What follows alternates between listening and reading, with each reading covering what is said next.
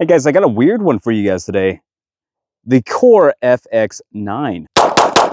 KOR offered to send me this handgun. I've never heard of them before, nor have I actually read anything about the FX-9 before, but I had to actually try it out. This little firearm right here is a weird mixture of a bunch of different companies, essentially. It is made by a company called Agagaglu.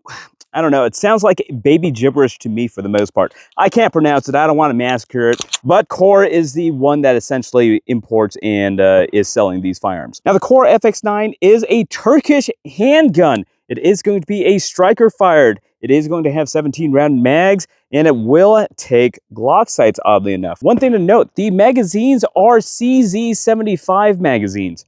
Super weird, I know. And if you're taking a look at the whole entire frame and slide interface, it is very, very reminiscent of a Sig Sauer P226 or 229. It is going to have a manual safety, and it also overrides the whole entire slide as well. Full-size Picatinny rail right here too, and ambi magazine release. It does come with slide ports right here, but there are no ports on the barrel whatsoever. And the takedown is exactly like the Sig Sauer 226 or 229 as well. And the similarities don't stop there. Look at a side-by-side between the KOR and also the 229. They are basically almost identical, except this one is a hammer fired and this one is going to be a striker fired. It is going to be optics ready. It does allow for a direct mount RMSC footprint, but they come with an adapter plate for an RMR. And if I didn't mention before, I know I did, it takes Glock sights. That is going to be important because look how shallow the deck height is for the optics cut. Backstrap is going to be adjustable. It does come with small, medium, and large.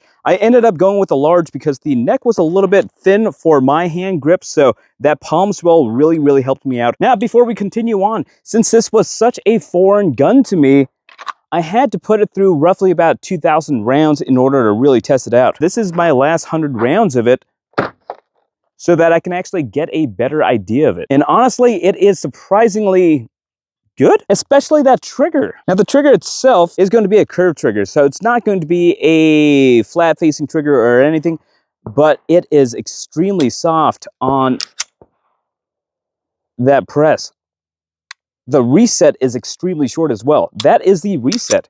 This is rivaling like Canik territory stuff. And obviously I had to actually check it out. So this thing is averaging roughly about 3 to 4 pounds or so on that trigger pull, which is really damn good. And on top of that, the super short reset as well. So with that being said, let's go into some live fire. It shoots surprisingly flat. That trigger itself, along with the whole entire reset, makes for a very fast shooting firearm. Dude, honestly, for a striker fire, this thing shoots extremely close to my 229 Legion hammer fired. For a gun that is costing a little bit more than a High Point, this thing freaking fucks, bro. Check out how flat this thing shoots. It is ridiculously smooth, ridiculously flat, and the interface is pretty okay compared to other cheap firearms out there. On top of that, it's pretty accurate too. Those are 10-inch plates at 25 yards away. I'm just going to shoot a couple rounds right here.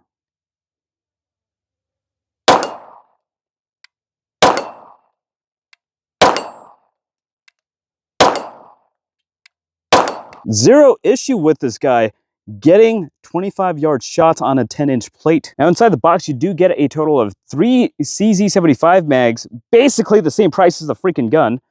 You do get multiple different palm swells right here, so you can change out that backstrap.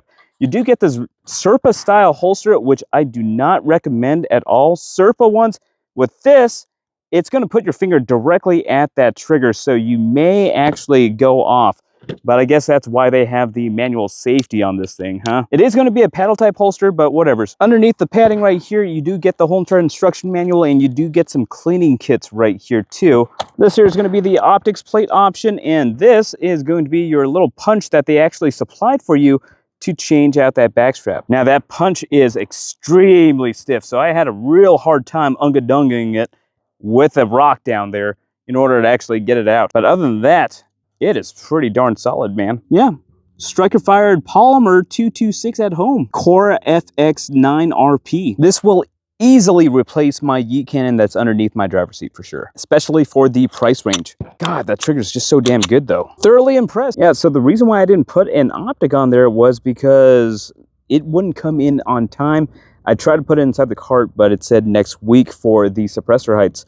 But I may do a follow-up review on this thing later on, see how it actually goes. But 2,000 rounds in, it's functioning pretty damn good. Yeah, the reason why I didn't actually put an optic on this thing was because I was waiting on the iron sights, the suppressor height iron sights, so that I can actually co-witness with it and see how that actually functions. But it seems like the Glock sights are working pretty okay for them so far. Now, putting an optic on there made it sit extremely high because of that shallow deck height probably. But still, it was actually pretty damn good.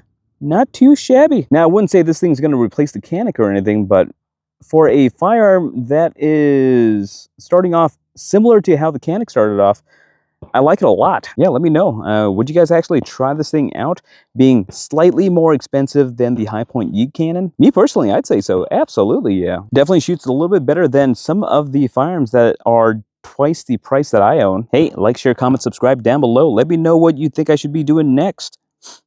Follow me on all my socials, and as always, thanks for stopping by. Don't be a dumbass.